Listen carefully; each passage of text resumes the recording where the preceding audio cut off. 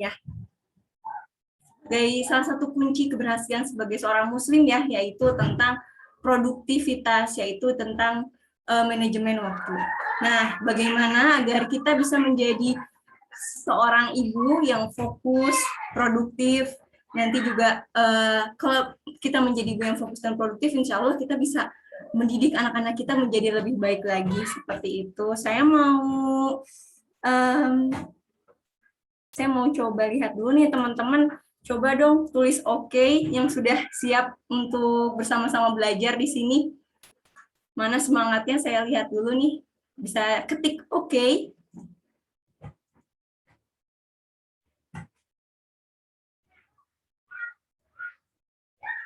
Iya, terima kasih teman-teman. Alhamdulillah semangatnya ya.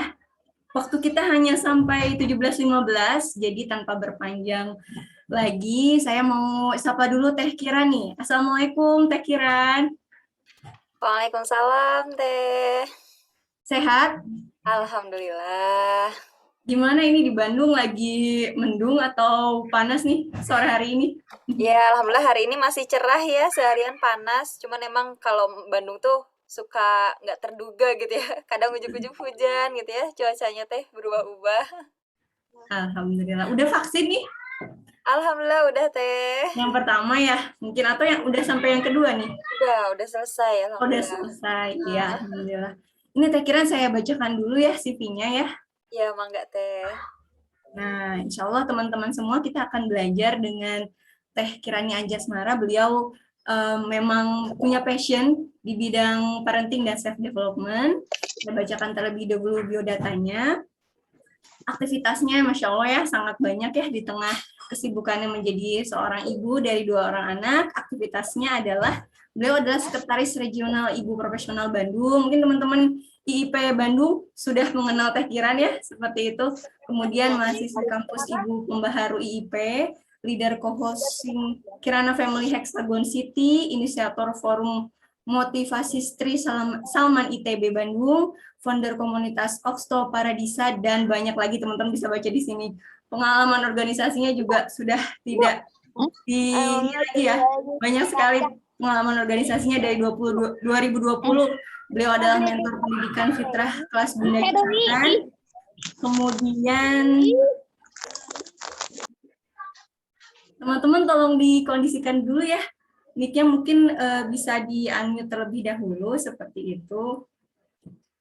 Beliau adalah alumni Rumah Pantai 1000 Cermin Institut Ibu Profesional, dan banyak lagi pengalaman berorganisasinya. Tanpa berlama-lama, kita sambut dengan takbir ya. Allahu Akbar. Silahkan Teh Kiran, mangga. Oke, terima kasih banyak Teh Indah. Masya Allah, Alhamdulillah. Senang sekali pada sore hari ini saya bisa ketemu sama para bunda, para ummahat ya, yang Masya Allah. Mungkin udah semangat banget ya pada pengen sharing gitu ya, ngobrol-ngobrol dan segala macamnya. Nah, Alhamdulillah seperti yang tadi Teh Indah perkenalkan gitu ya, sebenarnya saya tuh bunda dari 2 orang anak yang memang masih seneng banget aktif gitu ya, seneng banget berorganisasi, seneng banget bertemu orang gitu ya. Jadi itu tuh sebuah kebutuhan buat saya gitu ya. Jadi beraktivitas itu adalah sebuah kebutuhan buat saya. Dulu tuh ketika sebelum menikah itu saya sempet berpikir juga ya, nanti kalau udah nikah mau kayak gimana ya? Apakah nanti mau kerja di ranah publik gitu ya, atau memang akan full di rumah aja seperti itu. Itu pasti bunda-bunda ummahat sekalian juga sempat mengalami kegalauan seperti itu ya. Nah, ini dilemanya para bunda itu kadang suka seperti itu. Gimana sih menjalankan perannya? Nanti kalau di rumah aja ngapain aja ya, dan segala macamnya. Tapi alhamdulillah ketika mengikuti berbagai forum parenting gitu ya, komunitas parenting, saya jadi menemukan lagi makna produktivitas itu ya nggak selalu harus ketika kita bekerja di ranah publik gitu ya, nggak selalu harus ketika kita menghasilkan uang gitu ya secara langsung. Apalagi kalau di sini teman-teman backgroundnya itu agamanya kuat gitu ya, insya Allah kita sama-sama yakin bahwa rezeki itu pasti gitu ya, tapi kemuliaanlah yang harus dicari. Nah, ini salah satu tagline ibu profesional yang sangat melekat banget bagi keluarga kami gitu ya, seperti itu ya. Saya izin share screen langsung ya. Oke, sip ya. Bismillahirrahmanirrahim, alhamdulillahirrahmanirrahim. Waladzi arsala rasulahu bil huda wa dinil haq liyudhhirahu 'ala dini kullih wa kafa billahi syahida. Oke, ya sore hari ini insya Allah saya akan sharing tentang bagaimana sih caranya menjadi ibu yang bahagia, tapi juga tetap fokus dan produktif gitu ya menjalankan perannya. Nah ini kan kenapa saya tambahin gitu ya dari tema yang disampaikan sama Teh Indah tadi, menjadi ibu yang bahagia. Karena menurut saya sih fokus dan produktif itu adalah salah satu tools kita untuk mencapai sebuah kebahagiaan gitu ya. Jadi kalau misalnya teman-teman berpikiran, oh ya ini punten ya kalau saya kadang nyeletuk kata teman-teman gitu ya. Biasanya saya kalau sharing itu menganggap partner itu ya teman belajar gitu ya. Jadi kadang suka nyeletuk aja teman-teman ya. Gak apa-apa ya Teh Indah ya. Iya, silahkan Teh Ya, Kira.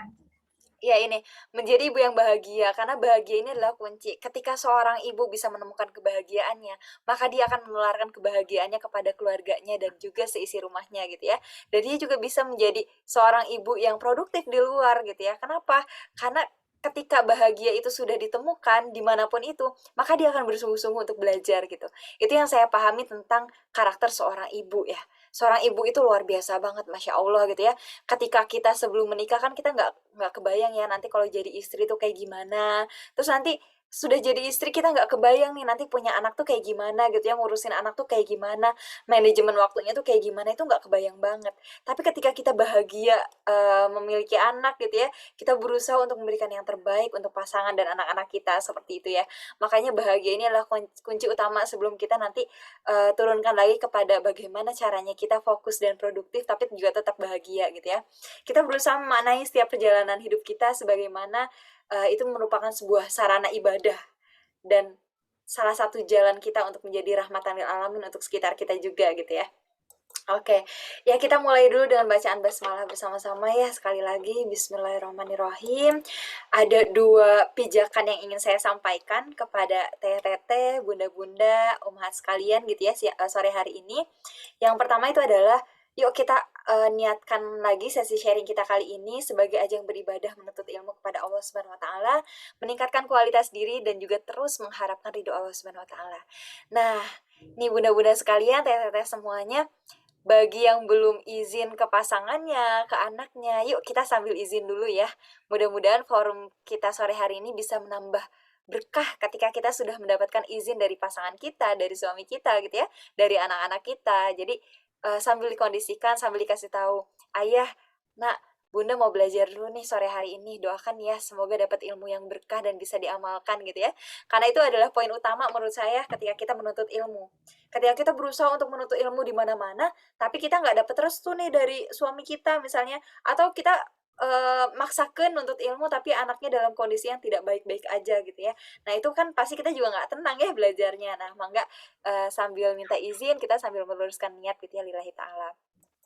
Kemudian selanjutnya di sini semua murid, semua guru ya. Jadi kita sama-sama belajar di sini, kita berbagi ilmu dan pengalaman bareng-bareng. Barangkali nanti ada pengalaman yang mungkin saya belum mengalaminya, tapi bunda-bunda sekalian juga sudah mengalaminya gitu ya, dan bisa sharingkan gitu di kolom chat, boleh banget ya. Terbuka insya Allah. Nah, ini outline kita sore hari ini nih, bunda-bunda, teh-teh sekalian. Sebenarnya banyak banget ya bahasannya. Tapi mudah-mudahan nanti cukup ya, Teh Indah. Mohon diingatkan Iya, 10 siap. atau 5 menit sebelum habis waktunya ya. Mm-mm. Menarik Oke. sekali nih pelajaran hari ini, Masya Allah ya, manajemen waktu. Nggak ada habisnya ya, Teh Kiran belajar tentang manajemen waktu. Betul, betul banget Teh Indah. Saya juga ini masih belajar nih loh, bunda-bunda sekalian. Karena kalau menurut saya sih, manajemen waktu itu ada gradingnya gitu ya. Jadi Mm-mm. ketika kita sebelum nikah tuh kayaknya, aduh repot ya nanti jadi ibu, gimana sih manajemen waktunya gitu kan. Tapi ketika sudah jadi ibu gitu, jadi istri, jadi punya anak gitu ya, aduh gimana ya itu yang anaknya 2, anaknya 3, anaknya 5 gitu kan, manajemen waktunya. Tapi ternyata ketika sudah dialami tidak sekompleks yang kita bayangkan gitu ya teh-teh bunda-bunda sekalian. Nah ini ada beberapa outline yang akan kita bahas sore hari ini. Yang pertama kita akan refleksi diri, kemudian memaknai produktif bagi seorang ibu itu seperti apa, urgensi waktu dalam Islam seperti apa, kemudian manajemen waktu di era milenial gitu ya, sekarang dibentrokan dengan teknologi dan segala macamnya. Selanjutnya mengoptimalkan peran untuk meningkatkan produktivitas produktivitas, dan terakhir adalah fokus pada indikator produktif dan bahagia versi masing-masing. Kita langsung masuk aja nih yang pertama, refleksi diri. Mangga nih teteh-teteh, bunda-bunda sekalian, boleh komen di kolom komentar gitu ya, atau mungkin boleh jadi perenungan pribadi juga boleh banget. Ini ada beberapa pertanyaan yang bisa jadi refleksi kita gitu ya sebagai seorang ibu. Nah, pernah nggak sih kita ngerasain beberapa poin yang saya sampaikan di layar ini? Pertama, mungkin udah bikin to-do list nih, panjang-panjang, seharian atau pekanan, bulanan gitu ya. Tapi ternyata realitanya itu jauh dari yang direncanakan. Nah, gimana nih perasaannya nih, saya teteh sekalian? Kalau misalnya ternyata apa yang kita tuliskan nih nggak tercapai semuanya gitu kan, realitanya nggak sesuai sama ekspektasi. Nah, gimana nih perasaannya? Boleh ya ditulis di kolom komentar. Kemudian ada momen peralihan yang bikin kita nggak pede.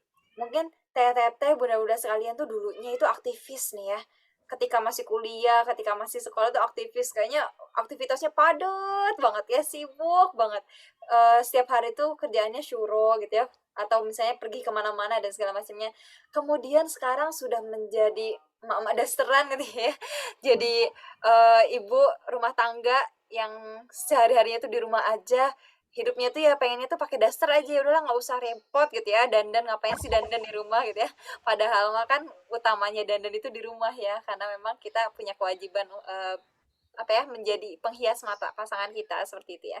Kemudian jadwal amburadul nih, manajemen waktu kacau, padahal sehari-hari cuma scrolling IG misalnya ya, atau eh, apa ya, dalihnya tuh oh saya pengen ikutan kajian parenting, tapi seharian itu ya di depan HP gitu kan, kita scrolling oh dari satu kajian ke kajian lainnya dan segala macamnya, sampai kita lupa mana ilmu yang sudah dipraktekkan gitu ya. Kira-kira peran kita, tanggung jawab kita dalam kehidupan sehari-hari seperti apa gitu ya.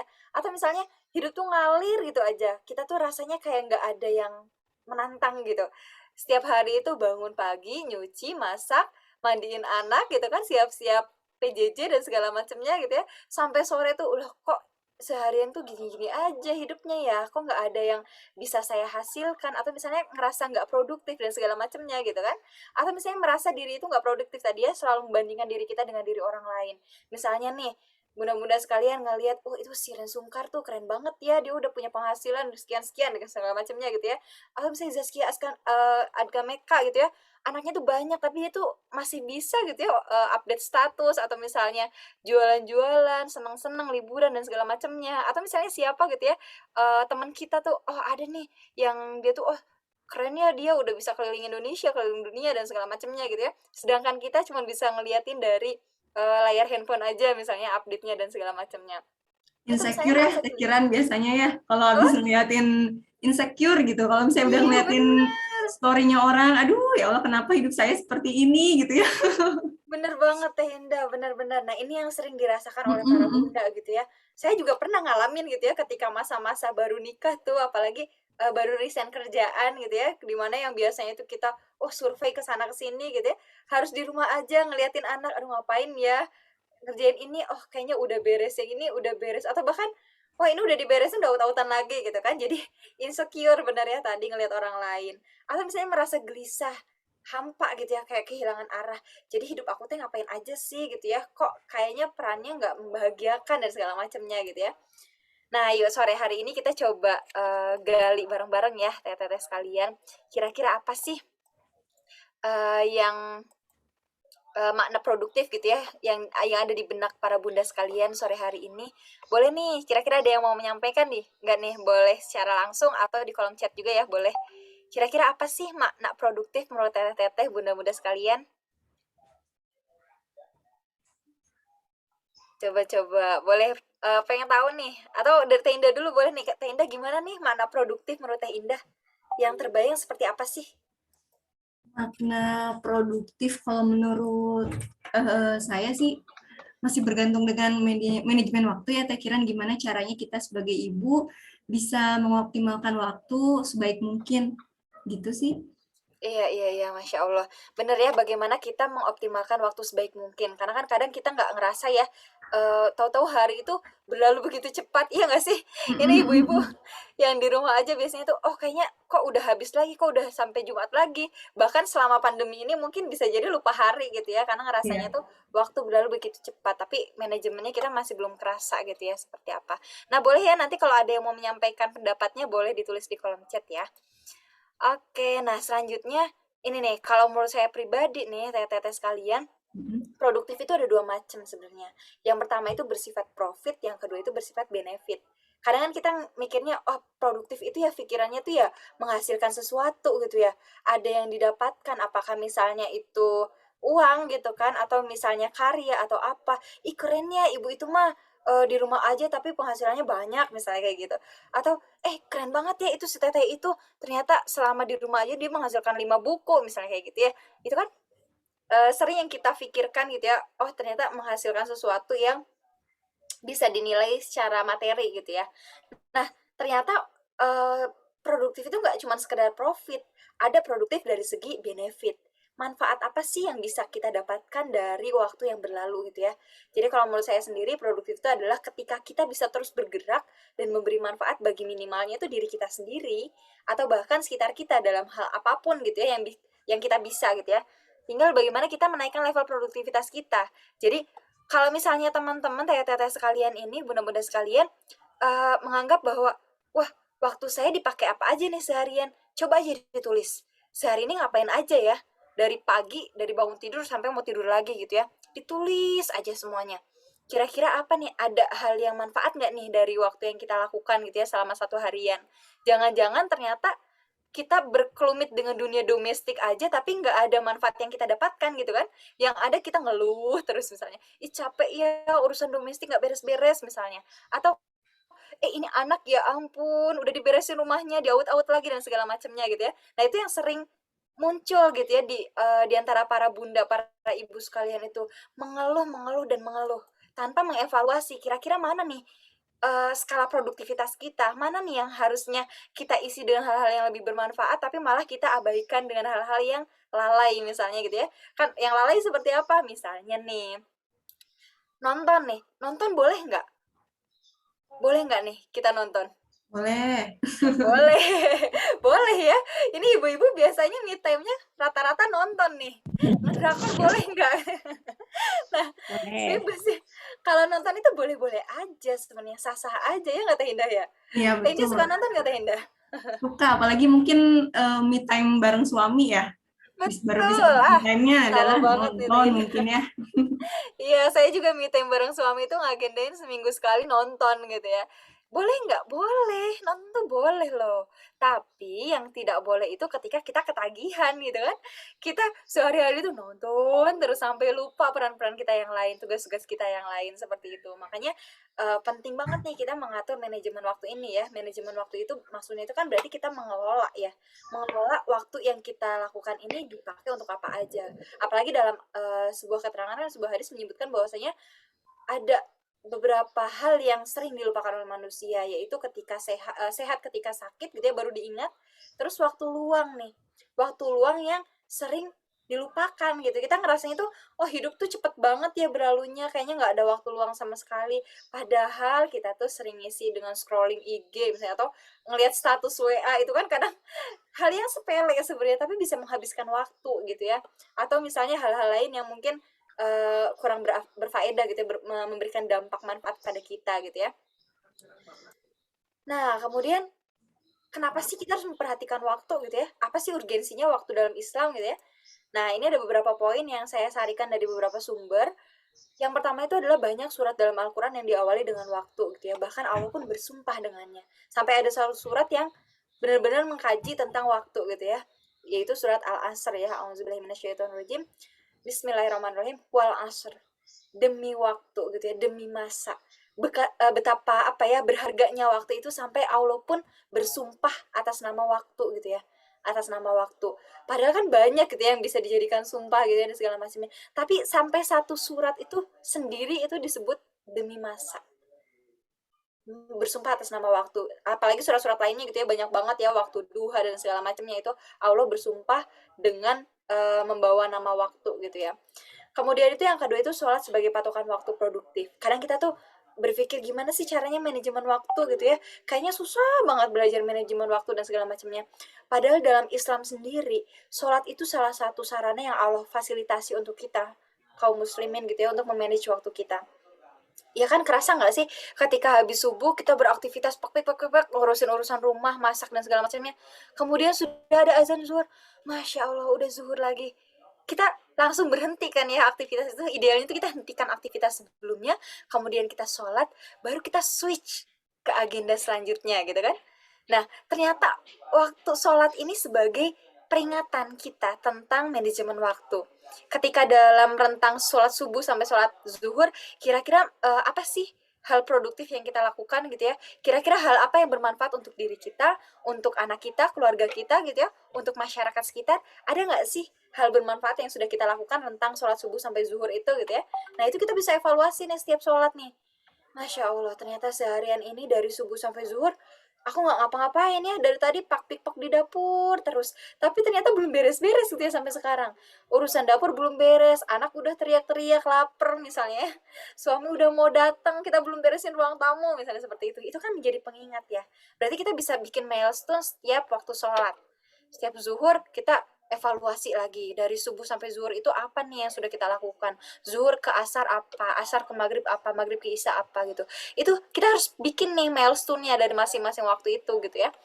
Terus yang selanjutnya itu adalah waktu terus berjalan. Nah ini nih sampai diingatkan dalam surat An-Nahl ayat 61 ya. Maka jika datang waktu kematian mereka, tidak bisa mereka tunda dan tidak bisa mendahulukannya sedikit pun gitu ya, sedetik pun. Jadi kita nggak bisa nih mengulur-ulur waktu. Ah ya Allah kita sudah telat nih store tugas misalnya nih yang ikutan kelas parenting misalnya ada tugas yang harus store. Aduh udah telat nih gimana nih bisa nggak ya dibalikin lagi misalnya waktunya 5 menit aja biar store gitu kan. Kan nggak bisa ya. Apalagi kematian gitu ya ketika mau sudah berada di hadapan kita tapi kita nggak siap gitu ya, kita nggak bisa ngulur-ngulur waktu gitu ya, kita harus menghadapinya seperti itu gitu ya. Kemudian selanjutnya adalah waktu cepat berlalu gitu ya, itu yang tadi sempat kita singgung ya, ternyata waktu itu cepat banget ya berlalu. Bahkan kadang saya tuh ngerasa, loh sekarang udah mau Sabtu lagi ya gitu ya. Padahal kemarin tuh kayaknya baru hari Senin gitu ya, kita baru selesai weekendan bareng keluarga, kita udah harus apa ya, pakai pengurusin yang lain dan segala macamnya seperti itu. Nah, Nah ini ya tadi dalam surat Al-Asr ayat 1-3 ini kita diingatkan banget nih tentang waktu gitu ya bahwasanya setiap manusia itu kerugian gitu ya kecuali orang yang beriman dan mengerjakan amal soleh gitu ya dan saling mengingati dalam kebenaran dan kesabaran. Ini penting banget. Kenapa sih manusia rugi? Karena banyak orang yang tidak memperhatikan waktunya gitu ya. Ketika nanti di akhirat nanti dipertanyakan apa yang kamu isikan gitu ya di ketika masa mudamu gitu ya waktumu dihabiskan untuk apa gitu apa yang harus kita jawab gitu ya itu yang menjadi evaluasi kita saat ini ketika kita mau melakukan sesuatu. Nah dari Ibnu Abbas radhiyallahu anhuma Rasulullah SAW pernah menasihati seseorang gitu ya manfaatkanlah 5 perkara sebelum 5 perkara ini yang sering ya kita ketahui gitu ya seperti nyanyian gitu ya ada 5 perkara sebelum 5 perkara gitu ya nah ini tuh harusnya sesuatu yang terngiang-ngiang gitu ya buat kita gitu waktu mudamu sebelum waktu tuamu kira-kira apa yang sudah kita lakukan selama waktu muda kita dulu misalnya sekarang saya tuh umurnya baru 28 tahun ya selama 28 tahun tuh saya udah ngapain aja nih ya padahal kan Muhammad Al-Fatih di usia 17 tahun sudah memerdekakan Konstantinopel gitu ya terus banyak ya ketika siapa Imam Malik gitu ya sudah menghafal ratusan ribuan hadis bahkan seperti itu banyak sekali yang sudah dilakukan oleh para pendahulu kita di masa mudanya gitu ya sedangkan kita kira-kira apa yang sudah kita lakukan gitu ya waktu sehatmu sebelum datang waktu sakitmu nah ketika sakit kan kita baru nggak aduh ternyata banyak ya hal-hal yang belum kita kerjakan ketika kita sehat gitu ya tapi ketika sehat kita udah lupa lagi gitu ya kita malah leha-leha dan segala macamnya kayak ketika kefakiranmu masa luangmu sebelum masa sibukmu gitu ya hidupmu sebelum datang matimu. Nah, terus gimana nih teh kira nih tips and triknya manajemen waktu seorang ibu gitu ya? Karena kan kita pasti semua orang juga pengen gitu ya manajemen waktu yang baik. Nah, ini ada beberapa tips and trik yang bisa saya kasih ya ke teteh-teteh bunda-bunda sekalian tentang manajemen waktu. Yang pertama itu adalah menentukan skala prioritas. Kita kan kadang ibu-ibu tuh pengen segala sesuatunya tuh dikerjain sekaligus gitu ya karena punya apa ya, punya jiwa multitasking yang tinggi gitu ya, pengennya semuanya tuh dikerjain sekaligus. Kelas parenting tuh semuanya diikutin sekaligus gitu ya. Oh, kayak ada parenting di Parenting Plus nih, ada acara di mana nih pengen diikutin dan segala macamnya. Sampai-sampai kita ngos-ngosan sendiri gitu ya. Aduh, capek juga ya ternyata. Padahal kita cuma diem doang dengerin orang ngomong gitu ya, tapi itu udah capek banget. Atau misalnya ini kerjaan tuh banyak nih sebenarnya di rumah tuh, mau cuci piring, ngepel, ngasuh anak misalnya, atau eh, ngerjain tugas kelas parenting lah dan segala macamnya misalnya kayak gitu ya. Itu kan kita kadang bingung gitu ya, sampai kita akhirnya yaudahlah rebahan aja, akhirnya ketiduran gitu ya sampai sore. Astagfirullah, udah bablas banyak yang dikerjain ternyata belum beres-beres gitu ya. Makanya kita perlu menentukan skala prioritas nih, nggak semua hal itu bisa dikerjain ya, teh-teh semuanya, karena kita itu seorang ibu yang juga manusia gitu ya. Namanya manusia kan pasti nggak bisa mengerjakan segala sesuatu secara sempurna gitu ya, pasti kita ada titik lelahnya, titik jenuhnya. Makanya kita perlu mengklasifikasikan mana yang penting, mana yang urgent, mana yang harus diprioritaskan, mana yang bisa didelegasikan, dan mana yang bisa dikurangi gitu kan. Kayak misalnya nih kita nonton nih, aduh saya tuh senang banget nonton nih, kayaknya ini me time saya, boleh, boleh banget nonton. Tapi ternyata di weekend ini ada acara kenaikan kelas anak misalnya, atau ada acara apa A B C D misalnya, kerjaan yang harus kita kerjakan, belum misalnya kita mau pindahan atau mau mudik misalnya, kan harus ada yang di beberapa. Apa kita mau nonton sedangkan mudiknya besok misalnya, kita belum siap-siap? Enggak kan? Biasanya kan kita langsung, oh iya nggak mungkin nih kita nonton saat ini, waktunya genting, kita harus siap-siap dulu buat besok. Nah itu kan berarti skala prioritas gitu ya, ini nanti kita bahas kemudian ya. Kemudian yang kedua itu membuat kandang waktu. Nah ini yang saya dapatkan dari komunitas ibu profesional gitu ya, institut ibu profesional. Dulu tuh saya sebenarnya kacau banget nih manajemen waktunya. Kayak ngerasanya tuh, aduh gimana ya saya ketika resign dari kerjaan tuh kayaknya sehari-hari tuh dari pagi sampai sore tuh urusan rumah nggak beres-beres gitu ya. Sampai kayak, aduh capek juga ya ternyata ngurusin rumah. Kok ternyata saya nggak ngapa-ngapain dari tadi, cuman nyapu, dan nyapu tuh sampai berulang kali nih bunda-bunda sekalian. Saya tuh dulu sempat ada di titik ngepel tuh sampai 7 kali sehari. Masya Karena Allah. punya anak toddler nih Teh Indah, kebetulan anak saya tuh aktif banget ya saat itu. Akhirnya aduh punya bayangannya tuh kan dulu saya udah resign dari kerjaan nih, rumah tuh harus rapi banget gitu ya. Ketika suami datang, tamu datang, itu harus rapi gitu ya. Akhirnya capek sendiri kan gitu ya. Nah makanya saya ketemu institut ibu profesional waktu itu bikin manajemen waktu tentang kandang waktu. Kandang waktu itu kayak gimana? Jadi kita bisa mengalokasikan waktu tertentu untuk rutinitas harian. Misalnya nih, oke, hal yang paling membahagiakan saya apa nih?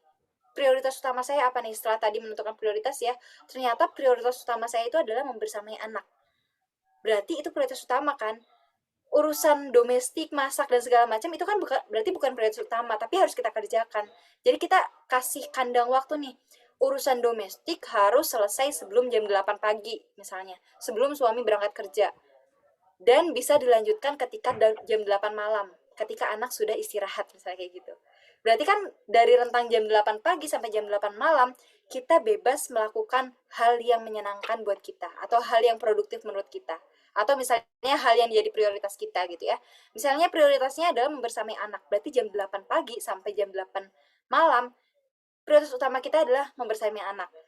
Boleh nggak diselangin sama masak misalnya, atau diselangin sama ngepel kalau misalnya anak numpain sesuatu? Boleh, jika diperlukan gitu ya. Misalnya nih, oh kita tipenya masaknya itu setiap jam mau makan misalnya kayak gitu. Jadi kita kasih spare waktu gitu. Oh berarti jam 11 itu jam kita masak setengah jam. Setelah itu kita switch lagi ke agenda yang jadi prioritas kita, membersamai anak misalnya kayak gitu. Atau misalnya tadi anak numpain sesuatu, ya kita nggak nunggu sampai jam 8 malam dong ngepelnya gitu ya, cukup ngepel yang tumpahnya aja gitu. Kita nggak usah serumah-rumah dipel pengen bersih semuanya gitu, nggak usah. Kita lap aja yang sekiranya itu akan membahayakan anak kita gitu kan. Setelah itu kita fokus kembali ke prioritas utama kita gitu ya.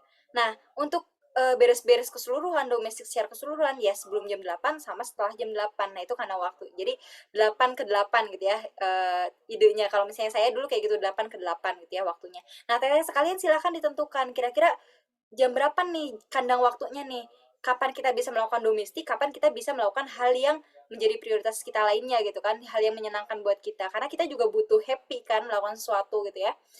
Nah itu biar kita nggak capek tenaga, capek emosi gitu kan. Kalau kita prioritasnya itu pokoknya rumah harus bersih. Nah, ini yang ketiga nih, menurunkan standar nih. Nggak semua yang kita ekspektasikan itu bisa direalisasikan. Misalnya kan, sekarang kan gampang banget ya kita scrolling IG, ada reels apalagi, wah ini rumahnya rapi banget, keren banget, pengen deh rumah setiap hari kayak gitu ya. Padahal di baliknya kan nggak seperti itu gitu ya. Ini background saya ini kayaknya cantik banget, padahal aslinya dapur saya belum tentu cantik gitu ya. Nah, ini nih yang harus kita kelola. Kita berusaha untuk menurunkan standar biar kita nggak capek tenaga, nggak capek hati gitu ya, emosi kita tetap stabil. Karena kita juga manusia, sekali lagi ya, kita juga manusia, nggak selamanya kita bisa memenuhi semua standar ekspektasi kita gitu ya, harapan kita gitu. Jadi kita harus menurunkan. Yang misalnya dulu mikirnya ketika gadis itu rumah kita tuh super rapi banget, kamarnya super bersih. Ketika punya anak ya kita harus bertoleransi dong gitu ya. Oh anak kita juga butuh ruang untuk bereksplorasi. Ya nggak apa-apa, rumah aut-autan ya itu haknya mereka gitu kan. Memang dunianya mereka seperti itu. Tapi kita juga berhak ngasih spare waktu misalnya ke anak, boleh aut-autan tapi di kamar main aja ya gitu ya. Jadi di ruang lain kita bersihkan, misalnya ruang tamu itu adalah ruang bersih untuk tamu misalnya seperti itu boleh manajemen seperti itu. Jadi disesuaikan aja ya. Yang penting kita nggak ngotot gitu ya. Oh, pokoknya saya nggak mau kayak gitu. Akhirnya kita capek sendiri. Atau misalnya kita tuh baru lahiran, minta bantuan suami nih. Ya bisa bantuin nggak nih bunda tuh kayaknya risih gitu ngeliat aut-autan, rumah aut-autan. Tapi ternyata, loh ini udah diberesin apa belum gitu kan.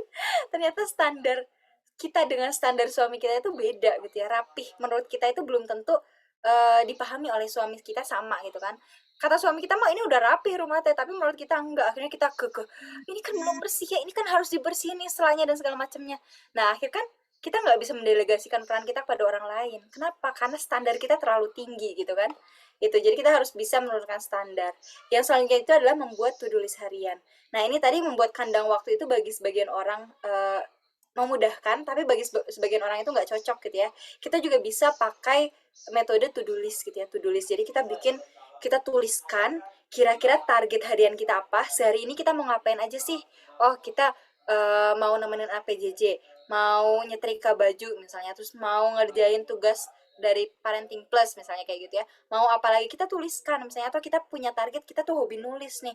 Pokoknya sehari ini satu hari satu artikel kita tuliskan, kita jadwalkan kira-kira maksimal deadline-nya kapan nih gitu kan. Itu to do list-nya.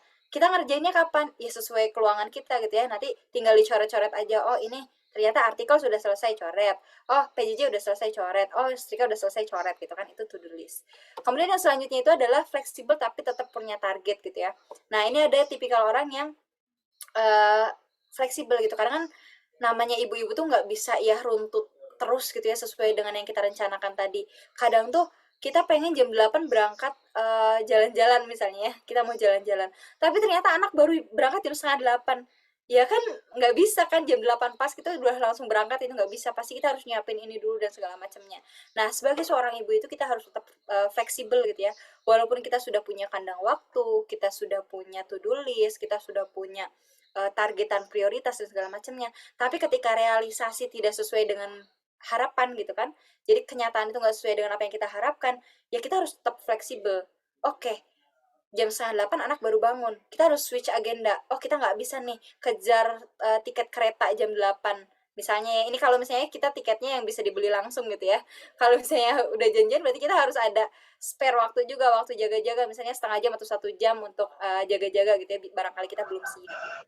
Dan yang terakhir itu adalah evaluasi atau cari pola ternyaman dan terbaiknya. Itu yang saya sampaikan tadi, kadang waktu belum tentu cocok buat teman-teman, buat teteh sekalian. Atau to-do list itu belum tentu juga cocok buat teteh sekalian gitu ya. Bisa jadi itu cocok buat aku tapi buat teteh nggak cocok. Jadi saran aku, teteh bisa menuliskan dalam satu harian ini aktivitasnya apa, atau misalnya dalam satu pekan, hari ini aktivitasnya apa aja, besok apa aja, besok apa aja. Kita bisa melihat pola kita gitu ya. Kira-kira mana pola yang paling nyaman buat kita dan paling membahagiakan seperti itu. Nah, selanjutnya ini yang tadi terkait dengan diagram prioritas gitu ya. Ini ada kolom urgent, not urgent gitu ya, ada important dan not important gitu ya. Jadi urgent itu kan suatu hal yang apa mendesak gitu ya, mendesak kita harus cepet nih. Terus not urgent itu berarti nggak mendesak. Nah, kolom yang pertama itu do ini berarti hal yang urgent dan penting gitu ya, mendesak dan penting, penting dan mendesak gitu ya.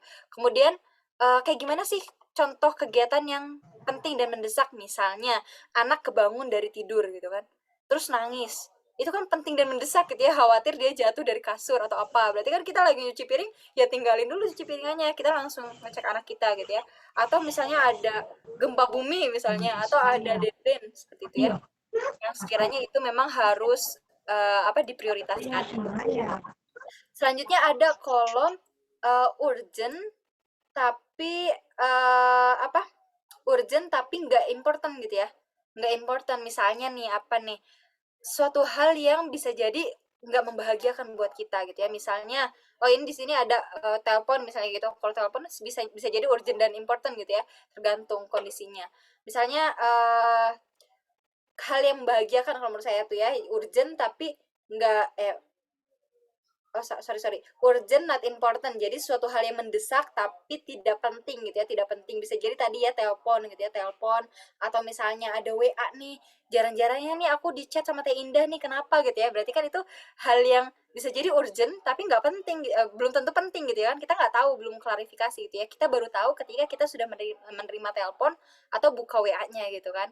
Makanya kalau menurut saya sih, ketika tidak ada hal yang urgent dan important, biasanya saya selalu cek HP gitu ya, cek HP karena itu pesan dari suami saya, fast respon ya, ya bisa ada apa-apa misalnya di jalan, ada yang diperlukan atau apa, harus ngecek gitu ya. Nah, itu yang saya biasakan. Berarti, kalau ada telepon atau ada message misalnya, itu harus dicek gitu ya.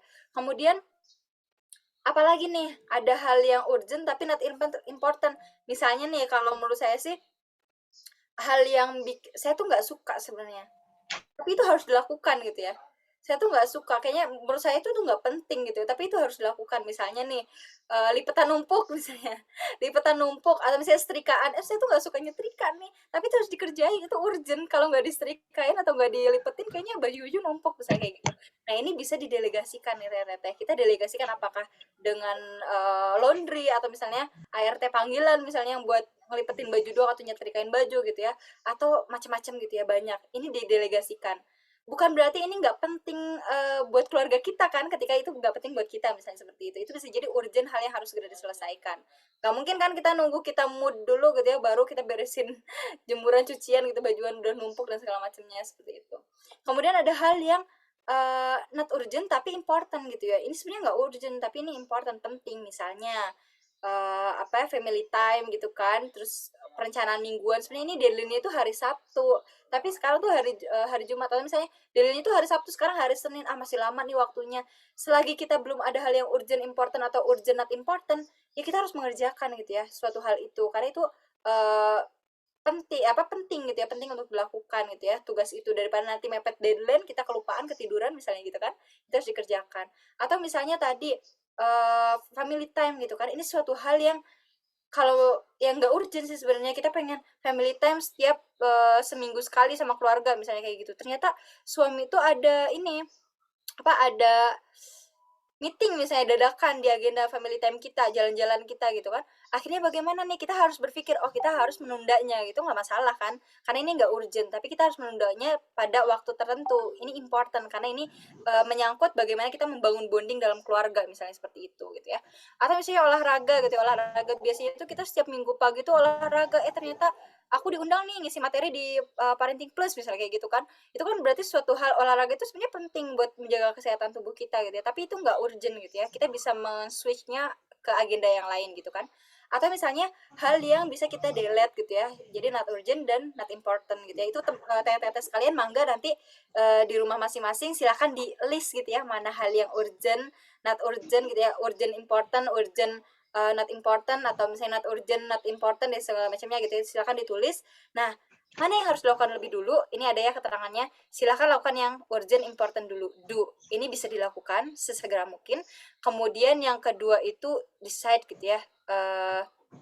Yang ini ya, not urgent tapi juga important gitu ya. Kemudian kalau yang urgent tapi not important ini bisa dilakukan setelah yang do tadi, atau bisa didelegasikan. Berarti kita nggak harus mengerjakannya ya. Misalnya nih, aku tuh tahu kalau anak itu adalah tanggung jawabku untuk dididik misalnya seperti itu. Tapi ternyata kondisi menuntut lain. Ternyata aku menjadi seorang single parent ya, aku harus bekerja di ranah publik seperti itu. Jadi aku nggak bisa mendidik secara langsung anak-anakku, tapi aku menitipkan pendidikanku, mendelegasikan ke sekolah misalnya seperti itu boleh nggak? Boleh, tapi dengan catatan tetap dipantau dalam tanggung jawab kita sebagai orang tuanya gitu ya. Jadi nggak cul-culan kita delegasiin ke orang tapi kita nggak tahu capaian yang ingin kita tanamkan ke anak kita seperti apa. Kita nggak sering nanya ke anak kita progresnya seperti apa gitu ya. Jadi bonding tetap dilakukan tapi juga kita bisa mendelegasikan hal-hal yang kita tidak mampu. Misalnya aku nggak jago nih kimia, ya udah aku delegasikan nih ke kakak les misalnya seperti itu. Itu boleh gitu. Itu ke hal yang urgent tapi not important gitu ya. Nggak harus kita yang melakukan seperti itu. Gitu. Ini not important itu menurut kita ya. Bisa jadi ini important menurut suami kita atau mungkin anak kita seperti itu. Nah, kemudian optimalkan peran untuk meningkatkan produktivitas. Nah, sekarang kita sudah tahu tadi diagram prioritas gitu ya. Sekarang kita coba untuk mengoptimalkan peran kita. Sebenarnya peran kita seperti apa sih gitu ya selama di rumah aja, selama di rumah ini gitu ya. Nah, dalam kajiannya Ustaz Budi Asari mungkin yang sering ngikutin gitu ya, ada beberapa peran perempuan dalam Al-Quran. Yang pertama itu sebagai pribadi, yang kedua sebagai istri, yang ketiga sebagai ibu. Nah, ini nih yang banyak orang yang nggak tahu gitu ya. Sebenarnya peran utama kita itu di rumah itu sebagai apa sih gitu ya dalam Al-Quran, secara pandangan Al-Quran itu seperti apa gitu ya. Banyak kan orang yang mikir ketika saya tanya, coba mana peran yang paling besar gitu ya menurut Al-Quran tentang diri kita gitu, hak kita itu peran kita di mana? Apakah sebagai pribadi, istri atau ibu? Rata-rata itu banyak yang bilang sebagai ibu. Karena kan mantan istri nggak bisa jadi ada mantan istri tapi nggak ada mantan ibu gitu ya.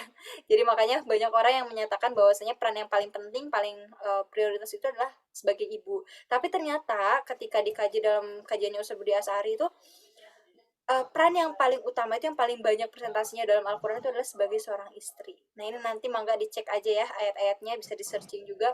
Banyak banget ternyata ayat Al-Quran yang menyatakan peran kita sebagai istri. Gimana sih sebagai seorang istri? Ya kita melayani suaminya gitu kan. Kita menjadi penyejuk mata untuk suami kita dan segala macamnya, memenuhi kebutuhannya, menjaga hartanya dan kehormatannya seperti itu ya. Nah ini yang sering jadi dilema itu ketika anak nangis, suami minta tolong gitu kan. Apa yang harus dilakukan? Kadang kan kita mikirnya, ayah ambil sendiri aja lah ya, ini anak nangis nih gitu kan. Ngomongnya sambil rada judes-judes gimana gitu kan. Kayak nggak ngerti aja nih anaknya lagi nangis misalnya kayak gitu. Karena kita mikir seperti itu. Padahal kan walaupun di situasi genting kayak gitu, karena kita tahu prioritas utama kita sebagai istri, tapi ini ada hal yang urgent nih, yang urgent dan gak bisa didelegasikan gitu kan. Anak nangis misalnya, ya kita bisa bicarakan baik-baik ke suami kita. Jadi kita datangin dulu suami kita, punten ya ini anaknya lagi nangis nih, nanti habis ngurusin si adik aku langsung ke ayah lagi deh gitu ya, memenuhi kebutuhannya misalnya segala macamnya, misalnya mau nyajiin minum dan segala macamnya gitu kan. Karena misalnya suami kita sudah lebih dewasa, mungkin bisa memahami ketika kita bisa menyampaikan, mengkomunikasikannya dengan cara yang baik gitu ya. Itu. Jadi ini sebenarnya skala prioritas kita ya sebagai istri, ibu, dan pribadi. Nah, ini perannya ini nanti slide-nya saya share aja ya Teh Indah ya ke pesertanya gitu ya, barangkali mau dapat share apa materinya. Ini nanti bisa dilihat-lihat aja, ternyata peran kita banyak banget ya bunda-bunda teman sekalian. Kalau kita lihat ini peran sebagai seorang ibu tuh ternyata gening banyak gitu ya, gimana ya caranya gitu untuk membagi waktu segala macamnya, padahal itu menjadi sebuah tanggung jawab kita gitu ya, kewajiban kita. Nah makanya kita harus memahami dulu kira-kira mana tadi ya peran prioritas kita gitu ya, ketika kita sebagai seorang ibu kira-kira bagaimana kita menyikapi kehektikan di rumah gitu ya. Kalau kata Teh Sofi Indraswari tuh guru saya ya, bilangnya tuh Pakepuk is the art of motherhood. Jadi Pakepuk tuh riuh gitu ya. Ibu teh sudah biasa riuh karena itu memang skill yang harus dikuasai oleh para bunda gitu ya. Itu. Nah, ini juga nanti bisa dicek aja ya. Ini saya masukin karena biar kita paham gitu ya tentang peran kita tadi gitu ya. Karena peran kita banyak banget ya, bunda-bunda teteh sekalian, dari mulai bangun tidur sampai tidur lagi.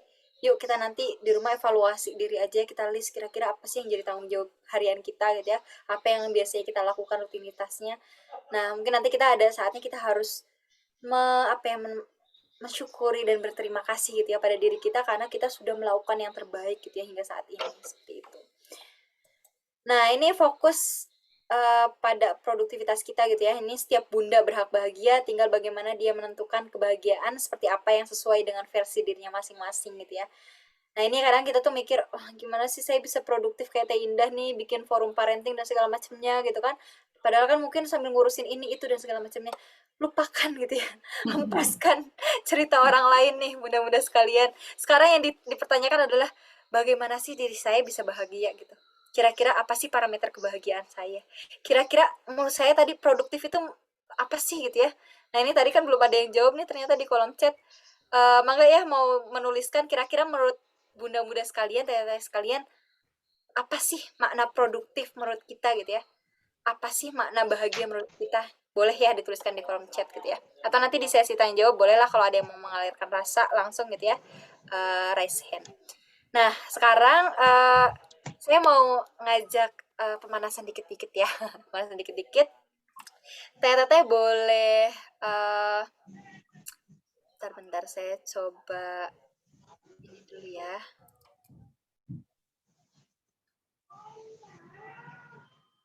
Ini kita sampai jam berapa Teh sebelum masuk ke sesi tanya jawab? Kita sampai jam 6.17 aja ya Teh. Sampai jam 17, insya Allah 15 menit untuk diskusinya. Oke. Ya, kita mau ada sedikit relaksasi ya Teh-Teh sekalian ya. Bentar, masih nge-save nggak ya? Duh, suka lupa nih.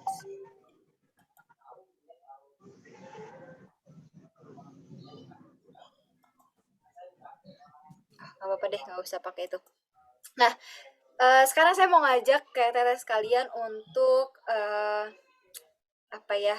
Namanya itu butterfly hug. Butterfly hug. Sekarang coba bisa kelihatan kan ya? Coba dekapkan tangannya ke bahu dulu ya, kayak gini.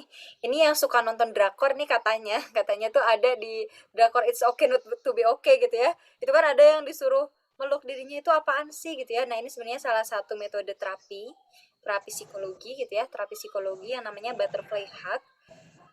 Mungkin teteh sekalian itu kadang ngerasa jenuh, capek, atau misalnya ngerasa kayaknya kok rutinitas itu melelahkan banget ya, nggak ada akhirnya ya, kayaknya itu aku sibuk banget ya, waktu 24 jam tuh nggak cukup gitu ya. Nah, yuk sekarang teh sekalian dekap badannya, coba didekap sambil ditepuk-tepuk, terus bilang bahwasanya terima kasih karena sudah melakukan yang terbaik hingga saat ini. Nah ini yang sering dilupakan gitu ya teteh sekalian, sering kita lupakan, sering kita apa ya abaikan mungkin ya, sering kita nggak perhatikan gitu ya, nggak perhatikan bahwasanya diri kita pun punya hak gitu ya untuk istirahat, diri kita pun punya hak untuk diperhatikan gitu ya, diri kita juga punya hak untuk diapresiasi. Nah ini yang penting untuk teteh perhatikan bahwasanya uh, tubuh kita sudah melakukan yang terbaik selama seharian ini. Tubuh kita sudah melakukan yang terbaik, sudah mengurusi berbagai macam hal. Coba kita dekap dan kita apresiasi gitu ya. Makasih. Makasih wahai diri, makasih wahai tubuhku, karena kamu sudah melakukan yang terbaik hingga saat ini. Kebayangkan ya, kita tuh kadang tuh pengen diapresiasi sama pasangan kita, ternyata pasangan kita nggak mengapresiasi gitu ya, nggak ngerti apa perasaan kita. Atau misalnya kita pengen pulang, pengen didekap oleh ibu kita, tapi ternyata pandemi ini ternyata nggak ada akhirnya gitu ya, kita nggak bisa pulang, kita capek, kita lelah. Nah di sela rasa lelah itu, di sela rasa sesak itu, sesekali apresiasi ya teteh. Ini tuh salah satu metode yang bisa bikin teteh relax sambil tarik nafas, hembuskan perlahan gitu ya. Nah ini salah satu metode yang bisa banget teteh lakukan sehari-hari. Ketika nanti misalnya nih kita udah padat banget nih, udah lelah banget, me time kita nggak bisa me time karena saking padatnya. Ternyata manajemen waktu kita itu kayak udah di mepet-mepetin, ternyata nggak beres-beres gitu ya. Ternyata masih ada aja gitu ya aktivitas yang kita lakukan. Nah si butterfly hug ini bisa jadi salah satu metode kita untuk relaksasi. Apalagi kita sambil ngedengerin ayat-ayat Al-Quran gitu kan, atau misalnya mendengarkan lagu-lagu relaxing gitu ya. Ini tadi saya lagi nyari pakai laptop suami nggak bisa nemu. Enak nih kita kalau sambil relaksasi, sambil dengerin apa ya, instrumental, atau sambil dengerin ayat-ayat Al-Quran terus kita dekap badan kita. Aduh, makasih banyak ya sudah melakukan yang terbaik hari ini. Besok kita berusaha melakukan yang terbaik lagi ya, gitu ya. Sesuai dengan parameter kebahagiaan kita, gitu ya. Selamat berbahagia diriku. Yuk kita tentukan bahagiaku seperti apa. Lupakan orang lain, lupakan gitu ya. Kita tentukan dulu kebahagiaan kita seperti apa, parameter produktivitas seperti apa, supaya kita nggak capek sendiri gitu ya. Nah, itu bisa dirutinkan setiap hari, bisa pagi dan sore gitu ya, atau pagi sebelum tidur. Itu bisa mengurai tingkat stres kita yang mungkin hari ini masih paciwe, banyak hal yang tidak sesuai dengan ekspektasi. Gak apa-apa, kita apresiasi, karena kalau kita sendiri aja nggak mengapresiasi ikhtiar kita untuk memenuhi target misalnya, atau ikhtiar kita untuk mencapai manajemen waktu yang baik, bagaimana kita bisa percaya diri untuk hari esok yang lebih baik lagi gitu ya, teman-teman sekalian. Ya, apresiasi diri kita, kasih ruang diri kita, bahkan kalau bisa dalam satu pekan itu kita menentukan me time aku tuh seperti apa. Aduh, me time aku tuh nonton. Izin ke suami, ayah izinkan saya nonton ya seminggu sekali gitu ya, biar saya tuh nggak pening terus nih ngurusin urusan rumah dan anak, misalnya seperti itu. Boleh itu dikomunikasikan. Atau me time-nya itu, kalau saya tuh dulu ketika anaknya masih di bawah 2 tahun semua gitu kan, anak saya tuh beda 1 tahun jaraknya, itu tuh saya me time yang paling berharga buat saya itu bisa mandi dengan tenang di kamar mandi gitu ya, bisa sampoan dengan tenang, luluran misalnya kayak gitu. Masya Allah. Kenapa? Karena kan biasanya kita di kamar mandi udah digedor-gedor ya, yang punya balita nih, yang punya toddler itu biasanya seperti itu gitu ya. Nah, kemudian ini saya belum. Nah, tentukan ya tanya-tanya sekalian, apa sih parameter bahagia menurut bunda-bunda sekalian gitu ya. Ini ada yang sudah ini ya, ngechat ya. Mana bahagia menurut saya ketika semua target perharinya bisa terlaksana dengan baik sesuai perencanaan dan anak suami bisa tersenyum. Masya Allah. Ya boleh, boleh itu jadi mana bahagia, boleh itu jadi motivasi Teh Agnes ini buat memenuhi target gitu ya, memenuhi to-do list hariannya seperti itu. Tapi sekali lagi Teh Agnes ya, kalau kayak gini kan berarti kita seolah-olah kayak saklek, pokoknya semuanya harus tercapai, harus kasih range. Misalnya minimal 7 dari 10 target harian kita bisa tercapai, kita kita sudah bahagia misalnya seperti itu tuh boleh dicanangkan. Kenapa? Karena yang tadi ada poin menurunkan standar gitu ya. Karena yang namanya hidup emak-emak itu nggak selamanya itu bisa sesuai ekspektasi gitu ya. Makanya kita harus ada standar apa ya, ada kelonggaran lah, ada toleransi gitu ya, biar kita tetap bahagia walaupun target kita belum tercapai seperti itu ya. Ini ada juga dari TR. Produktif menurut saya itu bisa maksimal menggunakan waktu sebaik-baiknya sesuai dengan jadwal yang sudah diagendakan, dan di rumah gitu ya, di rumah dan di tempat kerja. Nah ini luar biasa ya, ibu-ibu tuh biasanya detail ketika mengagendakan sesuatu. Makanya tadi yang saya sampaikan ya, itu perlu diperhatikan juga supaya kita nggak stres gitu ya. Sekali lagi supaya kita nggak stres. Jadi standar produktif dan bahagia boleh dicanangkan sebagai target utama kita, tapi ketika realita tidak sesuai dengan ekspektasi, kita harus belajar untuk legowo. Kita harus belajar untuk menurunkan standar, kita harus belajar untuk ikhlas menerima. Supaya apa? Supaya kita nggak stres gitu ya. Terus ini ada juga yang ngechat nih, saya kok jadi nangis Bun ketika melakukan metode butterfly itu. Masya Allah Bunda, yang mudah-mudahan itu bisa bermanfaat gitu ya.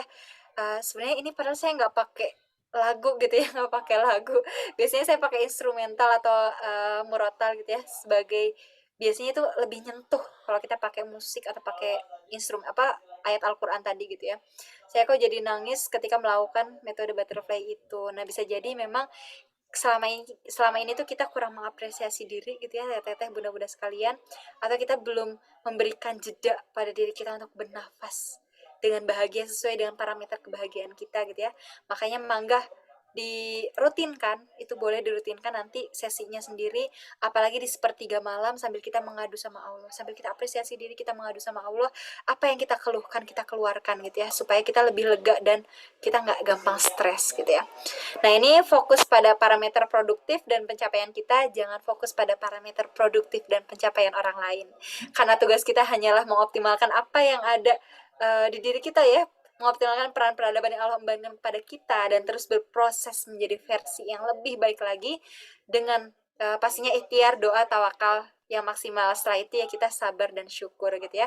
Itu yang perlu kita perhatikan bunda-bunda dan teteh sekalian. Semoga ini bisa menjadi ilmu yang bermanfaat gitu ya, yang bisa memantik kita. Saya nggak tahu apakah apa yang saya sampaikan ini sesuai dengan kondisi teteh-teteh dan bunda-bunda sekalian, tapi kita terus belajar menemukan pola kita gitu ya, menentukan bahagia versi diri kita masing-masing. Selamat berproses menjadi pribadi yang lebih baik lagi, menjadi versi terbaik bagi diri kita menurut keluarga kita dan anak-anak kita gitu ya. Itu mungkin ya Teh Indah ya materinya. Masya Allah, Teh Kira, saya juga ini tadi ya pas proses butterfly juga mikir lagi apakah sudah mengapresiasi diri kita sebaik mungkin gitu ya, dan juga tadi yang harus di highlight juga apa peran kita sebagai seorang istri yang Masya Allah ternyata sangat besar gitu ya porsinya gitu daripada peran kita sebagai seorang ibu yang kadang-kadang bisa dibilang itu kita lewatkan gitu ya, kita menganggap bahwa insya Allah suami kita bisa menjaga dirinya sendiri gitu ya, hanya beberapa hal aja yang mungkin memang harus kita layani dan kita persiapkan seperti itu. Masya Allah, terima kasih nih Teh Kiran, Betul, Teh materinya Indah. daging semua ini, insya Allah ibu-ibu juga jadi refleksi, jadi mengevaluasi dan mencoba untuk mengevaluasi lagi nih bagaimana to-do list harian kita. Nah, teman-teman semua, insya Allah pasti banyak pertanyaan seputar menjadi ibu yang bahagia ya, yang ibu yang bisa fokus, produktif gitu ya, dengan standarnya masing-masing. Seperti itu, silahkan teman-teman mau langsung chat, boleh, silahkan sertakan pertanyaannya, ataupun mau open mic juga silahkan mungkin bisa ceritakan bagaimana keadaannya sekarang gitu ya, dengan aktivitasnya, dengan produktivitasnya seperti itu, ataupun mungkin mau sharing hal lain gitu ya, bagaimana teman-teman semua di sini bisa tetap keep on track dalam menjaga waktunya gitu ya, dalam membersamai anak-anaknya juga boleh, silahkan mau bertanya, mau sharing juga silahkan. Kita Iya, tunggu terlebih dahulu nih sebelum ada teman-teman yang chat ataupun mungkin mau open mic. Saya mau tanya satu hal nih ke Teh Kiran terkait boleh-boleh. semuanya ini ya Teh, Masya Allah sharingnya sungguh luar biasa.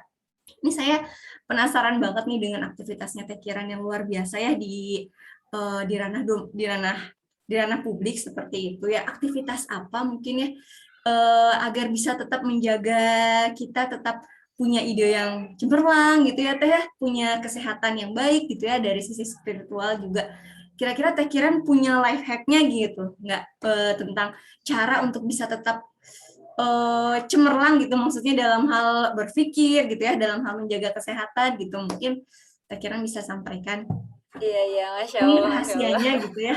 Rahasianya apa ya? Iya, rahasianya ya kalau saya sih yang pertama itu ya gantungkan segala sesuatunya sama Allah ya, teteh sekalian. Karena kan tanpa apa ya izin dan kekuatan Allah ya kita mah apa tuh ya tanpa ditemenin Allah mah saya juga nggak sanggup gitu ya. Kadang tuh saya kayak tercengang sendiri gitu. Ketika sudah melis, masya Allah ternyata ya satu pekan ini agenda sebanyak ini yang saya lakukan gitu kan, masya Allah gitu ya. Saya nggak kebayang gitu ya kan dulu kan ketika mungkin saya curhat dulu sedikit ya ketika saya punya anak pertama saya itu usia 5 tahun, 5 tahun 5 bulan, 5 bulan, terus ternyata saya tahu bahwa saya itu hamil anak kedua. Itu jadi di luar prediksi banget gitu ya saat itu. Masya Saya Allah, tuh langsung setelah 5 bulan terprediksi. gitu ya Teh Kiran ya. Iya, Hmm. anak pertama saya 5 bulan, ternyata saya lagi hamil dan itu sudah masuk ke pekan ke-6 katanya itu kehamilannya anak kedua. Itu kan saya tercengang gitu ya, ya Allah, gimana caranya gitu ya. Saya kan anak saya masih kecil, saya masih kerja di ranah publik saat itu. Jadi saat itu anak saya dibawa-bawa nih ke kantor gitu ya. Nah, gimana caranya saya menyeimbangkan nih peran saya di ranah publik, terus anak saya, kandungan saya gitu kan saya nggak sanggup gitu ya.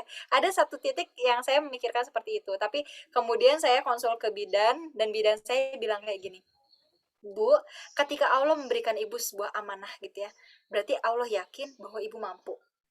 Dan ketika kita merasa nggak mampu, mintalah ke Allah gitu kan. Pasti Allah akan memampukan ibu gitu. Nah itu yang menjadi pegangan saya banget nih seumur hidup gitu ya. Itu saya makasih banyak nih ke namanya Bidan Dewi saat itu menjadi inspirasi baru buat saya. Oh, astagfirullahaladzim, kok saya jadi mendahulukan takdir Allah gitu kan. Saya menganggap bahwa diri saya nggak mampu, padahal Allah sudah berhusnuzon kalau saya itu mampu gitu ya. Nah itu pun yang jadi panduan saya ketika beraktivitas. Wah ini saya dapat amanah banyak banget nih, saya bisa nggak ya gitu kan. Ya saya kembalikan lagi ke Allah gitu kan. Ya Allah mampukan ya Allah, bismillah gitu kan. Ini saya dulunya nggak bisa nih cuap-cuap kayak gini. Pertama kali saya diminta, saya tuh gemeteran, "Teh, yakin ngundang saya?" gitu kan. "Yakin ngundang saya? Saya nggak biasa loh ngomong di depan publik," gitu kan. "Nggak apa-apa Teh, dicoba aja, Teteh udah ada backgroundnya dan segala macamnya." Oke, bismillah, ya Allah temani aku gitu kan, mampukan aku. Itu yang jadi the powerful buat saya gitu ya, ketika Allah sudah bilang, "Kamu mampu ya?" Yakinlah bahwa saya mampu gitu kan, itu yang pertama. Terus yang kedua adalah pahami diri kita gitu. Kita harus kenali diri kita. Pola kita seperti apa? Oh, ternyata saya tuh polanya tuh ngegas, gas, gas, gas, gas. Setelah itu capek, Mhm. loyo gitu kan, loyo gitu kan. Nah, berarti saya harus atur ritmenya. Oh, ketika saya ngegas, titik mana yang kira-kira itu tanda-tanda saya udah capek. Oh, ternyata kalau saya udah mulai pusing, muntah misalnya gitu, pusing, mual-mual, oh saya udah kebanyakan on screen nih, saya udah banyakan nge-zoom, kebanyakan ngurusin ini itu, misalnya kayak gitu. Akhirnya saya nyari jeda. Nah, ini penting banget ya tete-tete sekalian untuk menentukan jeda kita. Mhm. Masing-masing orang tuh jedanya beda-beda. Eh, Tete-tete yang paling tahu gitu ya tentang diri tete-tete sendiri. Oh, ketika saya emosinya udah mau meletup, saya harus tarik ulur. Saya harus nafas dulu, matiin HP gitu kan. Fokus sama anak-anak misalnya seperti itu. Biasanya saya kayak gitu. Healing yang ketiga itu adalah setelah jeda tadi ya, tentukan jeda, cari me time-nya apa. Jadi me time ini bisa mengisi jeda yang kita lakukan gitu ya. Misalnya, oh me time saya itu adalah matiin HP, main sama anak gitu kan. Main sama anak. Udah, lupa deh capeknya, mumetnya, puyengnya. Nanti kita baru kembali lagi ke realita setelah pikiran kita sudah mulai jernih gitu ya. Me time, tentukan me time kita. Apakah me time-nya main sama anak, nonton film tadi, atau misalnya luluran, rebahan. Nah, sekarang me time baru saya, kalau main anak itu udah pasti ya. Jadi setiap hari saya agendain main sama anak-anak. Me time baru saya itu adalah olahraga untuk menjaga kesehatan. Karena saya ngerasa, oh kok saya gampang ngedrop ya kalau udah lagi banyak agenda misalnya kayak gitu. Setelahnya itu tadi kan ritme saya tuh ngegas, gas, gas, gas, udah selesai ngegas di puncak, down gitu kan. Biasanya saya hibernasi seminggu misalnya nggak buka HP atau kita menolak permintaan sharing kayak gitu. Biasanya saya kayak gitu. Nah, sekarang itu saya me time itu olahraga. Kenapa? Karena kalau kayak gitu kayaknya banyak yang madorot gitu ya, banyak orang-orang yang butuh saya kehadiran saya tapi saya nggak bisa gitu karena saya udah tepar duluan. Makanya saya sekarang selingi dengan membangun pola hidup sehat gitu ya. Kayak tadi saya ada kelas yoga seminggu sekali gitu ya, atau misalnya setiap hari itu saya pasti ada peregangan gitu ya. Banyak metode peragangan yang bisa dilakukan di atas kasur ya teteh sekalian, bunda-bunda sekalian, biar kita tetap sehat gitu. Jadi tetap perhatikan diri kita, jangan sampai kita lupa, kita berusaha melayani suami, anak-anak kita, orang-orang di sekitar kita, tapi kita lupa melayani diri kita sendiri gitu ya, karena sehat itu adalah hak kita. Nah, ini ada 3 prinsip yang menurut saya ini penting banget. Tubuh kita itu punya 3 hak. Yang pertama itu hak akal, hak hati, dan hak jasmani. Hak akal apa? Kita belajar. Kayak sekarang saya sekalian itu memenuhi hak akal gitu ya, yaitu belajar parenting dan segala macam, itu hak akal kita. Kita butuh pengetahuan dan segala macamnya. Yang kedua adalah hak hati, hak rohani. Yaitu tadi apa, ibadah, puasa gitu ya, kita interaksi sama Allah gitu kan, terus tilawah dan segala macamnya gitu. Yang terakhir itu adalah hak jasmani. Hak jasmani itu adalah tadi olahraga, makan yang teratur, tidur yang teratur gitu, itu kan hak ini. Nah, 3 ini harus diseimbangkan. Kalau kita nggak seimbangkan, maka overload nanti. Ada yang timpang. Bisa jadi kita lagi, oh semangat banget ibadah, semangat banget bersosial dan segala macamnya, semangat banget belajar, kita tepar, karena jasmaninya nggak seimbang. Atau misalnya tadi, kita jasmaninya kuat, kita belajar di mana-mana, tapi ternyata ruh kita nggak diisi gitu kan, akhirnya kita hampa gitu kan. Nah itu makanya 3 poin itu menjadi tips life hacks aku gitu ya, biar tetap seimbang dan bahagia tentunya, seperti itu. Itu mungkin ada Indah. Iya, Panjang nih jawabannya. sebentar. Iya, baik Teh, ini di kolom chat juga sudah ada yang bertanya. Teh Kiran, Teh mau tanya apakah ada reward dan punishment jika ada target harian atau minggu yang terlaksana atau tidak terlaksana? Oke, oke. Dari Teh Agnes ya. Ya, Teh Agnes nih. Sebenarnya kalau dulu aku kayak gitu. Dulu aku kayak gitu. Jadi sebelum aku nikah tuh aku ada prinsip apa reward dan punishment gitu ya. Aku punya target selama 1 minggu. Kalau misalnya 1 minggu itu belum tercapai target, aku nggak boleh nonton. Karena dulu aku seneng banget nonton gitu ya, seneng banget nonton. Jadi aku mempanismen mempanismen diri aku dengan aku nggak boleh nonton selama 1 minggu karena target aku belum tercapai gitu kan. Tapi ketika saya mengenal sekarang yang namanya fitrah based education gitu ya, yang dicetuskan oleh Ustadz Hari Santosa, aku mikir lagi, oh ternyata reward and punishment itu bukan sesuatu yang baik menurut aku ya. apalagi untuk kita terapkan ke anak kita gitu ya, atau ke orang-orang sekitar kita. Kenapa? Karena ketika kita reward and punishment, bisa jadi kita melakukan sesuatu itu karena kita punya reward.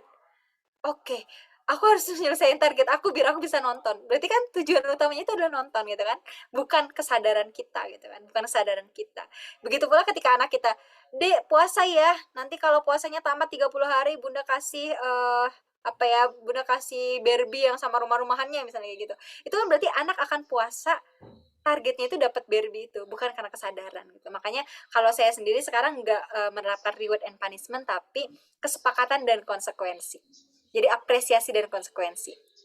Ini mirip-mirip tapi beda menurut aku gitu ya. Jadi apa bedanya? Ketika apresiasi itu nggak selamanya berbentuk materi. Apresiasi itu bisa dengan kita tadi butterfly hug. Misalnya selama satu harian ini, oh kita banyak yang tercapai. Terima kasih ya, kamu sudah melakukan yang terbaik. Ternyata ya, apa yang kita listkan selama seharian ini bisa tercapai semuanya gitu ya. Terima kasih banyak, wahai diri, gitu kan.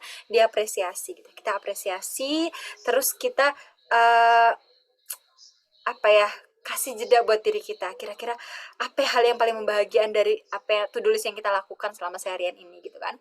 Nah, itu apresiasi. Nah, apresiasi kalau mau dibentuk materi ya boleh banget. Tadi nonton boleh banget, tapi itu bukan tujuan awal gitu ya, tapi itu bonus. Jadi bukan reward yang dicapai gitu yang kita harapkan, tapi itu mah ya bonus gitu. Dan kadang aku mintanya ke pasangan, ya nanti kalau misalnya ada hal yang baik buat aku, tolong kasih tahu ya, kalau ada hal yang perlu diperbaiki tolong kasih tahu ya, ada hal yang perlu dihindari tolong kasih tahu ya, seperti itu jadi salah satu muhasabah buat diri kita sendiri. Nah, punishment ini nggak ada, adanya konsekuensi. Konsekuensi itu apa gitu ya? Konsekuensi itu ya berarti suatu hal yang sudah kita sepakati tapi tidak terjadi nih, karena misalnya kita lewat jadwal misalnya nih, ini pekan ini kita ada jadwal liburan gitu, ada jadwal liburan bareng keluarga, tapi karena kerjaan kita belum selesai, tapi akhirnya kita harus menunda liburan itu kan bukan punishment ya, bukan hukuman sebenarnya, tapi konsekuensi. Kalaupun nanti kita bisa selesai sebelum berangkat, kita bisa berangkat ya boleh gitu kan, bukan apa ya, nggak terpatok sama jadwal yang sudah ada. Ketika tidak terlaksana kita akan dihukum gitu, enggak ada punishment, enggak, tapi ada konsekuensi yang memang harus kita terima. Itu kan sunatullah ya, ketika ada sesuatu yang tidak sesuai dengan rencana pasti ada sesuatu yang harus dihapuskan, itu harus diikhlaskan, seperti itu gitu ya Teh Agnes ya. Kalau saya sendiri sih nggak ngasih itu sebagai reward dan punishment, tapi itu sebuah konsekuensi dari apa yang kita lakukan gitu kan, seperti itu. Ya, Masya Allah nih. Jadi belajar juga ya tadi ya, berarti tentang kesepakatan dan juga konsekuensi. Nah, baik buat ibu-ibu semua, bunda-bunda semua yang mau bertanya lagi masih bisa, mungkin nih satu pertanyaan lagi Ini karena waktu sudah menunjukkan pukul 17.13 di sini ya Teh ya. Tapi nampaknya mungkin jam ada segini yang ngechat Teh nih, Oh iya, ada ada yang pertanyaan lagi ngechat. ya? Iya, ngechat ke aku tapi nih Oh direct iya, mangga message. tuh silakan. Aku bacakan ya. Mm-mm. Teh minta kiatnya buat yang LDM atau yang single mom gitu ya, untuk mengimbangi atau mengganti peran ayah dalam keseharian. Nah ini ya, sebenarnya ini bahasanya ke fitrah based education ya, mudah-mudahan Mm-mm. next time lah Teh ya, bolehlah kita bahas gitu ya. Siap, Nah, pasti. jadi kan Teh sekalian, ini memang tantangan banget ya orang yang single mom gitu ya, yang LDM dan segala macamnya. Mungkin itu adalah salah satu hal yang perlu kita damaikan dengan diri kita gitu ya. Kita nggak bisa melakukan sesuatu sesuai dengan harapan kita. Mungkin harapannya kita ada suami, harapannya suami kita deket gitu kan, ikut membersamai anak kita dan segala macamnya gitu kan. Tapi ternyata kondisinya tidak memungkinkan. Makanya kita harus, yang namanya ibu itu harus fleksibel gitu ya. Wah, suami kita ditugaskan jauh dari sana, atau misalnya, oh suami kita harus lanjutin kuliah S2 nih di luar negeri, tapi kita nggak bisa nyusul karena visa kita belum selesai, misalnya administrasinya belum selesai ya, akhirnya kita harus LDM gitu kan. Nah itu kan pasti riuh banget kan kehidupan di rumah gitu ya. Jadi kita boleh banget nih melis, oh apa yang dibutuhkan oleh anak kita gitu ya, ketika ayahnya jauh atau ayahnya nggak ada misalnya, seperti itu. Oh kita list, oh anak kita tuh butuh asupan fitrah seksualitas gitu ya, bagaimana peran seorang ayah hadir di rumah gitu kan. Nah kita harus mencari nih peran penggantinya. Bukan berarti ini kita harus nikah lagi juga gitu ya, enggak. Tapi kita cari peran pengganti yang ada di rumah kita. Misalnya sosok laki-laki di rumah kita yang bisa mengisi kekosongan itu siapa? Oh ada ayah kita gitu ya, berarti kakeknya Ananda gitu kan, kakeknya anak kita. Jadi kan dia sosok seorang ayah. kita titipkan peran-peran fitrah seksualitas itu ke dia gitu, ke kakeknya gitu kan. Atau misalnya kita titipkan ke pamannya, cari dulu di rumah ada nggak nih sosok ayah yang bisa menggantikan peran itu. Kalau nggak ada switch, cari, oh kita delegasikan ke guru ngajinya atau kita delegasikan ke guru lesnya gitu kan.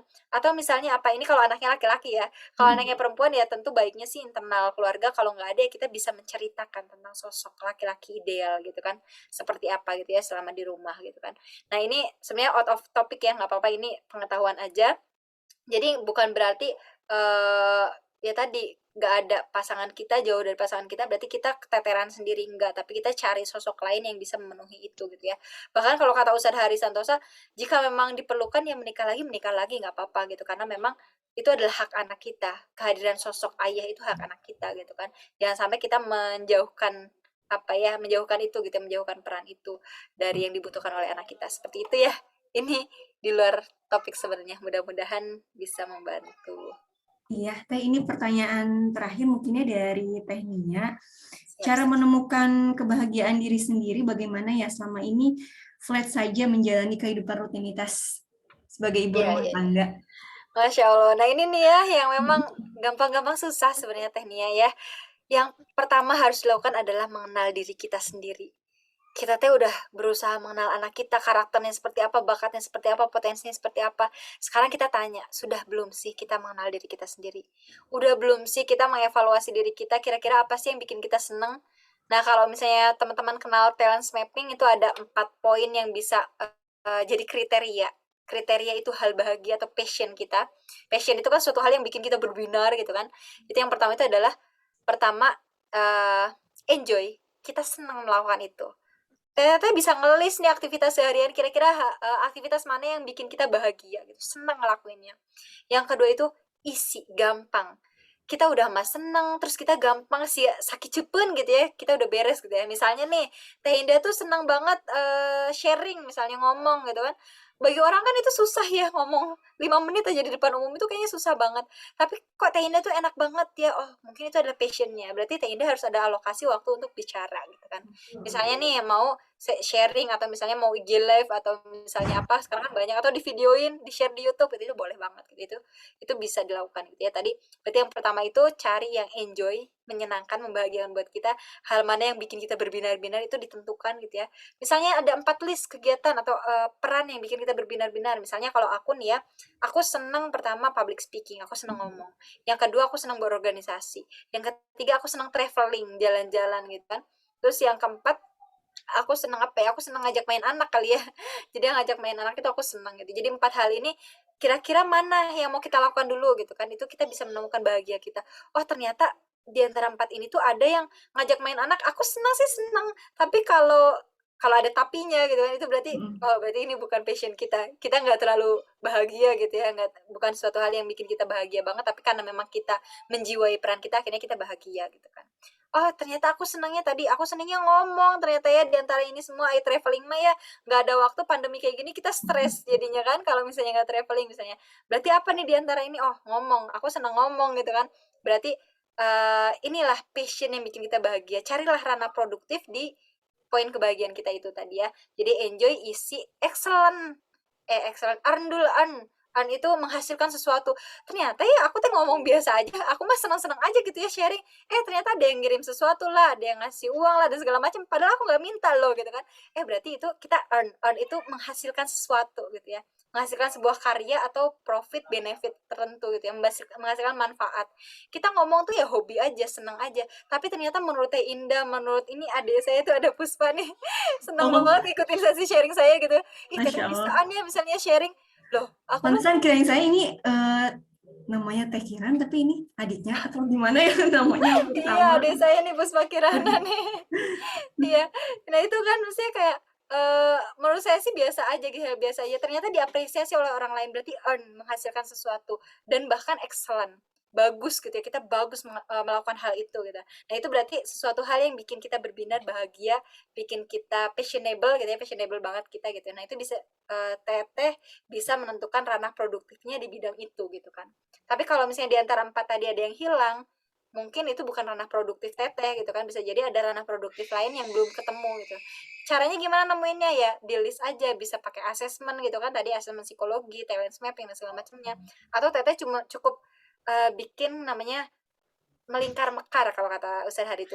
Hmm. Jadi perjalanan hidup teteh dituliskan kira-kira mana yang paling membahagiakan, mana yang paling terpuruk menurut teteh gitu ya, mana yang teteh ada di atas, mana yang ada di bawah gitu. Nah, nanti bisa menemukan kira-kira mana yang ranah produktif kita itu ada di mana gitu ya. Itu mungkin ya Teh Indah ya. Ya, siap. Teh Kiran, ini mungkin pertanyaan dari Tania mengakhiri perjumpaan kita hari ini dan kita masuk ke closing statement ya. Teh Kiran, mangga silahkan. Oke, terima kasih banyak ya teteh sekalian sudah berkenan mendengarkan sharing saya gitu ya. Kalau saya sih ngomong karena emang seneng gitu ya. Jadi ya saya senang mengapresiasi aja ketika teman-teman ikut ke sini. Jadi teman-teman sudah bersedia mendengarkan cuap-cuap saya gitu ya. Mudah-mudahan ada yang bisa diambil manfaatnya. Dan closing statement-nya adalah setiap orang itu unik. Setiap pribadi itu unik. Apa yang cocok atau tepat menurut saya belum tentu cocok dan tepat menurut teteh sekalian. Jadi silahkan menentukan kira-kira polanya seperti apa, temukan polanya gitu ya. Karena kan pola itu sebenarnya sudah ada dalam keseharian teteh sekalian, tapi teteh belum menemukannya, makanya teteh belum bahagia misalnya seperti itu ya. Jadi temukan polanya, temukan definisi bahagia dan produktif menurut teteh-teteh masing-masing, dan yakinlah, berusahalah menjadi versi terbaik menurut diri kita, jangan menurut orang lain gitu kan, karena setiap orang itu pasti berbeda.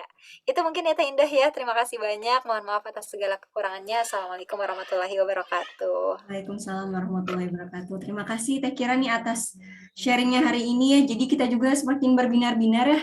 Teman-teman semua insya Allah semakin semangat lagi menemukan diri kita sendiri. Terus juga tadi Teh Kiran banyak berkisah bagaimana life hack-nya sendiri terhadap dirinya. Terus juga yang paling penting saya akan ingat terus bagaimana kita tetap harus memperkuat lagi, mengenali lagi hubungan kita dengan Allah seperti itu. Terima kasih banyak teman-teman di sini yang sudah hadir. Insya Allah nanti ada rekamannya di YouTube-nya Parenting Plus. Kita ketemu lagi ya Teh Kiran di materi selanjutnya nih kayaknya masih akan panjang gitu ya Teh Kiran. Insya Allah kita belajar Iya banyak siap, lagi nih insya dari Teh Allah. Kiran tentang ilmu-ilmu psikologi yang lain seperti itu. Terima kasih banyak Teh Kiran, terima kasih banyak teman-teman yang lain. Kita akhiri dengan doa kifaratul majelis. Subhanakallahumma wa bihamdika asyhadu an la ilaha illa anta astaghfiruka wa atubu ilaik. Wabillahi taufiq wal hidayah. Wassalamualaikum warahmatullahi wabarakatuh. Terima kasih Teh Waalaikumsalam Kiran. Terima warahmatullahi kasih teman-teman semuanya. wabarakatuh. Misal. Silahkan yang mau meninggalkan ruangan Zoom dipersilahkan ya.